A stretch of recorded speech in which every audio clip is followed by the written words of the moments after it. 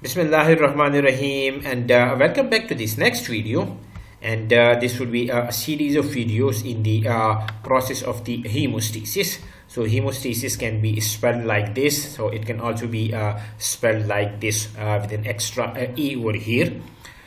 So the first thing is what is hemostasis?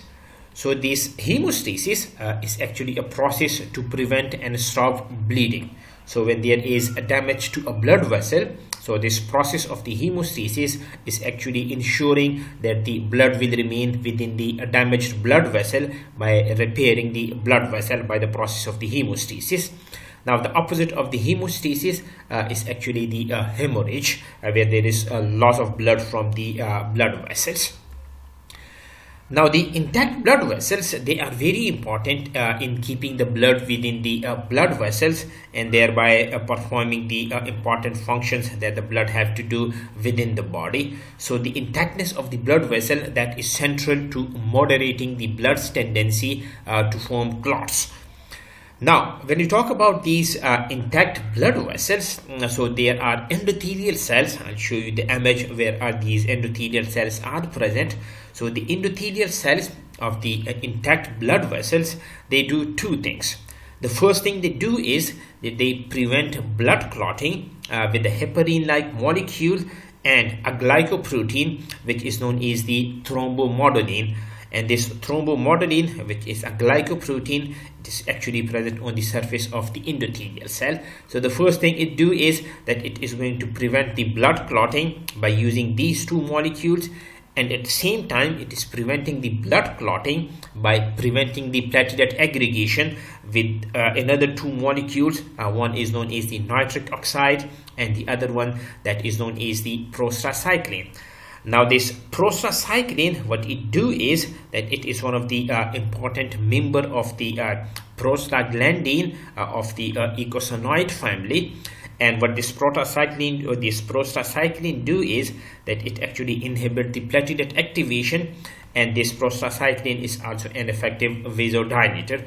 Don't worry about these terms, we will be discussing them in detail, that what this platelet activation mean and what the platelet aggregation means. We will discuss all of these things in detail. So the intact endothelial cells, by utilizing the heparin-like molecule and the thrombomodulin, the nitric oxide and the prostacyclin, is actually ensuring that the blood will remain in the blood vessels. Now, when you talk about these endothelial cells, what are endothelial cells? So, if you look at the structure of a blood vessels, so these endothelial cells, they are actually forming a single cell layer that is lining these blood vessels. So these interior cells that you can see over here, a single line cells, these are actually the endothelial cells. What these endothelial cells do, they perform a variety of the functions, and one of the important function is that they regulate exchange between the bloodstream and the surrounding tissue. This is one of the important function of the endothelial cells. Secondly, the signals from the endothelial cells, they also organize the growth and development of the connective tissue cells that form the surrounding layer of the blood vessel wall. We are not interested in these functions. They are just to let you know that the endothelial cells, they perform a variety of the other functions. What we will be interested in is that endothelial cells, they play an important role in the process of the hemostasis. So we will be concerned about the function of the endothelial cells with respect to the hemostasis in this particular series of the videos. But these endothelial cells, they perform other important function as well, that I've told you that they are responsible for the exchange, and they are also responsible for the growth and development of the connective tissue that is surrounding the blood vessel wall. Now, when the blood vessels, they are intact, everything is fine. The blood remain in the blood vessels, and that is performing its important physiological functions. But when there is endothelial injury, so when injury occurs to these endothelial cells, so what these endothelial cells do is that they stop secretion of the coagulation and aggregation inhibitors that I just told you. They stop the release of the thrombomodulin, they will stop the release of the nitric oxide and the prostacyclin, and now they will release another important factor, which is known as the von Willebrand factor. And what this von Willebrand factor do is that it is going to start the process of the hemostasis by specifically activating the platelet adhesion to the damaged blood vessels. When you talk about this von Willebrand factor, it is actually a blood glycoprotein, and what it do is that it initiate and is responsible for the maintenance of the hemostasis after injury. So you will not see any von Willebrand factor when the endothelial cells they are intact. So when there is damage to these endothelial cells, this von Willebrand factor, it is going to be there, and it will initiate the process of the hemostasis. So now the things that have been changed, first they were secreting a different set of the molecules. Now the injured blood vessels, they are secreting a different set of the molecules.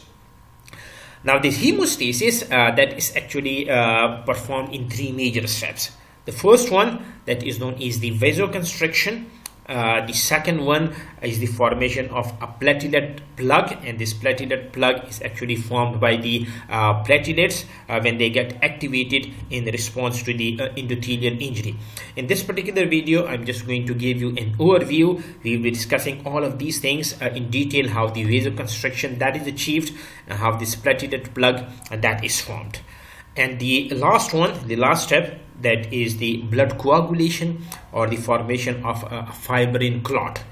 Now this vasoconstriction and this temporary blockage of a break by a platelet plug, this is actually known as the primary hemostasis. So these two steps, they are going to be involved in the process of the primary hemostasis. The activation of these blood clotting factors for the formation of a fibrin clot, that is actually known as the secondary hemostasis. And I'll be having a detailed video on the process of the primary hemostasis as well as on the processes of the secondary hemostasis. But the complete process of the hemostasis that involves the vasoconstriction, the temporary blockage by a platelet plug, and the formation of a fibrin clot. And these processes that mean the primary hemostasis made by these two steps, the secondary hemostasis, so the primary plus the secondary hemostasis, they are actually responsible for sealing the damage of the endothelial cells until the tissue that is repaired. As we are talking about the blood, so you need to understand what is the composition of the blood. Now blood, when you talk about the blood is actually a connective tissue that circulates in the closed vascular system, and about 8% of the total human body weight that is contributed by the blood. When you talk about the normal individuals, the normal individual contain about 5 to 7 liters of the blood in their body. When we talk about the important functions of the blood, so blood is an essential and chief transportation medium for different kind of the gases like the oxygen and the carbon dioxide. It is an important medium for the transportation of different nutrients to different parts of the body, and it is also responsible for the elimination of the waste products like the uric acid, the urea, and carbon dioxide from the body. Apart from these functions, the blood is also very important in providing immunity against different pathogenic microorganisms like the bacteria, the viruses, the fungi, the parasites, different kind of the toxins and the other harmful substances. What this means is that a blood that is playing a very important role unless it is present in this closed vascular system. So when there is damage to this closed vascular system, this kind of the function they can be compromised. So the body has to ensure that the blood remain within the closed vascular system, and the body achieve this by the process of the hemostasis. Now, when we talk about the blood is actually divided into two parts. The first one, that is known as the plasma. The other one, they are known as the blood cells. And the blood cells that include the red blood cells, the white blood cells, and the platelets. Of course, the platelets, they are not complete cells. I'll have a detailed discussion on this in the next video. But when you talk about the blood cells, the platelet, you would see that that in the literature they would say that the blood cell contain the red blood cells, the white blood cells, and the platelets. So let us first discuss about the plasma. What this plasma is. Now this plasma is actually a light amber liquid component of the blood without the blood cells. That means that in the plasma there will be no blood cells, and this would be the liquid component of the blood. But the plasma do contain different kind of the proteins and other constituents of the whole blood. When we talk about the plasma, it's actually making about 55% of the body's total blood volume. So when you talk about the volume of the blood, 55% of it, that would be made by the plasma. This is how the plasma look like. This is the whole blood. So when you centrifuge this, as you can see over here, the upper light component, that is actually the plasma. This particular, the smaller part, they are actually the white blood cells and the platelets, and this remaining part that you can see from here up to the bottom of this tube, they are actually the red blood cells. So this one is the plasma component, and it makes 55% of the blood. When you talk about the composition of the plasma, what this plasma have, the plasma have water. Majority of the plasma that is made up of the water, like 90% of it. The plasma do contain a different kind of the electrolytes, like the sodium, the potassium, the chloride, and the calcium. The most important component of the plasma, they are the proteins, and the plasma contain different kind of the proteins. Now, the first type of the protein that the plasma contain, they are known as the albumins. And these albumins, they are very small proteins. Like if you talk about their molecular weight, they are about 65 to 70 kilodalton, but they are very abundant in the blood plasma that make around 50% of the human plasma proteins. So when you talk about the whole proteins that are present in the plasma, 50% of them, that would be the albumin proteins. So this albumin is a very large family of the proteins. Now, what are the functions of these albumin proteins? Now, these albumin proteins, what they do is that they keep the fluid from leaking the blood. That means it keep the water from leaking from the blood, thereby maintaining the appropriate osmotic pressure. So they are very important in maintaining the osmotic pressure of the blood. They are also important carriers for different kind of the hormones, like the thyroid hormones. They are important carriers for different kind of the enzymes and different kinds of the vitamins, like the vitamin D. So the albumins, they are the major protein component of the plasma, and they are performing these two important functions and many important functions, like the keeping the osmotic pressure and the carriers for the hormones, the enzymes, and the different kind of the vitamins. The second type of the protein that you see in the blood plasma, they are the globulin proteins. Now these globulins, it is actually a very large family of the globular proteins. By globular proteins, I mean they are spherical in shape, and these globulin proteins, they have high molecular weight than the albumins. As I've told you, that albumins, they are very small proteins, but these globulin proteins, they are comparatively high molecular weight proteins than the albumin. And these globulins, they are insoluble in pure water, but they dissolve in dilute salt solution. So these would be the characteristics of these globulin proteins. Now, when you talk about the globulin proteins, they are present in the blood plasma. They are of three types.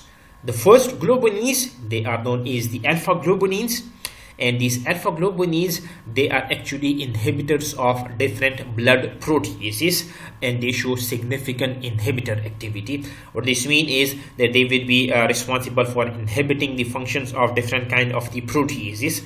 If I give you an example of the alpha globulin, the important example is alpha-1 antitrypsin. And as the name indicate, this is antitrypsin, so it will be inhibiting the function of the trypsin protein, and trypsin is actually a protease, so this will be antitrypsin.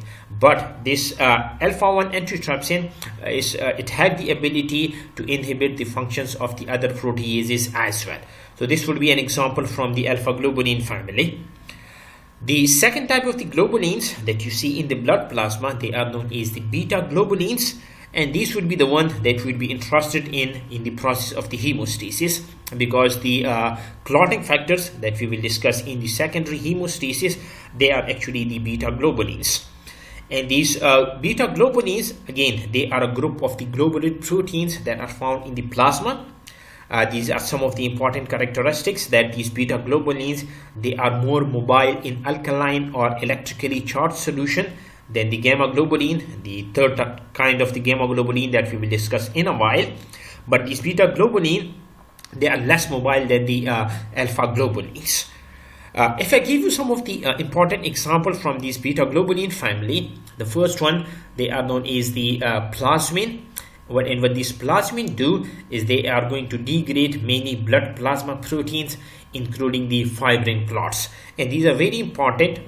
These plasmin, we will discuss that during the process of the fibrinolysis. So when the fibrin clot, they are made, the blood vessel that has been repaired, so we have to dissolve these clots, and these plasmin, they are playing important role in the dissolution of these fibrin clots. And this plasmin, it belongs to the beta globulin family. Another important example, that would be the angiostatin, and this angiostatin is an endogenous angiogenesis inhibitor. When you talk about these angiogenesis, the angiogenesis is actually the formation of the new blood vessels. So these angiostatin, they are actually the angiogenesis inhibitor. That means they are going to block the growth of the new blood vessels. And these angiostatin, they are one of the potential candidate, and clinical trials have been undertaken for its use in the anti-cancer therapy. Another important example of the beta globulin, they are the transferrins, and these transferrins, they are actually glycoproteins which bind to and actually can mediate the transport of iron through the blood plasma. And the one that we will be interested in this particular series of the videos, that will be the coagulation or the clotting factors.